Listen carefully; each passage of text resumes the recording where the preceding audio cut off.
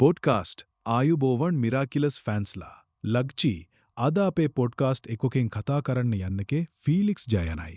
Black ඔහුගේ සැහැබිය හැඩුනුම බලයන් අතීතය සහ මිරාකිලස් ලෝකයේ ඔහුට තියෙන විශේෂ ස්ථානය ජයන අද අම්මු කතා කරමු. 5. ඉතිං පොඩ්කාස්ට් එකෝ අවසානය වේනකම් අමුතත් එක්ක රැහැඩී ඉන්න. රයිට් එහෙනම් අමු පතන් ජමු. 8 ස්ටාර්. ෆෙලික්ස් ෆෑදම්ගේ කතාව පටන් ගන්නේ ඔහුගේ පවුලේ අභිරහස සමගයි. එහු ඇඩ්‍රියන් ඇග්‍රෙස්ට්ගේ කසින් කෙනෙකෙක් වන අතර දෙදෙනා පෙනුමෙන් සමාන වුවන්ත ඔවුන්ගේ හැසිරීම සම්පූර්ණයෙන්ම වෙනස්. ෆෙලික්ස් ඉතාමත බුද්ධිමත සෑයක සහිත දේවල් ඉක්මනනි හඩුනාගන්නා තමන්ගේ අරමුණ වෙනුවෙන් ඕනාම සෑලසුමක ක්‍රියාත්මක කරන්න පුඩුවන් කෙනෙකෙක්.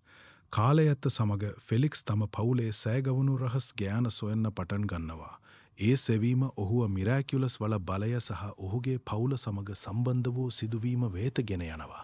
ෆෙලික්ස්ට පීකාක් මිරාකියුලස් එක ලැබීමත් සමග ඔහුගේ ජීවිතය තවත වෙනස් වෙනවා. ඔහු තමන්ගේ බලය භාවිතා කරමින් විශාල පීරණ ගන්නවා. නමුත් ඔහුගේ සෑබය අරමුණු හොන්දද නරකද කියලා තේරුම් ගන්න අමාරුයි.